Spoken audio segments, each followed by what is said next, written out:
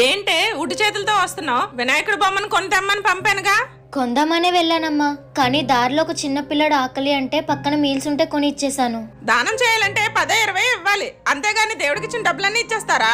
200 కదమ్మా, అడగగానే జాలనిపించి ఇచ్చాను. అదంతా కాదే, చవితి రోజు వినాయకుడిని పూజించాలి. ఇప్పుడు నేను ఎవరికి పూజ చేయాలి చెప్పు?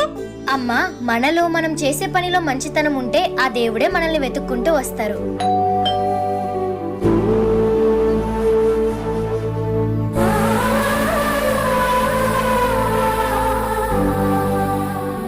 అదేంటండి, నేను వినాయకుని కొనమంటే అర్జెంట్ పని ఉందని వెళ్ళిపోయారు, ఇప్పుడు మీరే కొని తెచ్చారు. అదే నాకు అర్థం కావట్లేదే. అర్జెంట్ పని మీదనే బయటికి వెళ్ళాను, కానీ తోవలో వినాయకుడి బొమ్మలు చూసినప్పటికి ఆగి కొనాలనిపించింది. దమ్మా తీసుకో.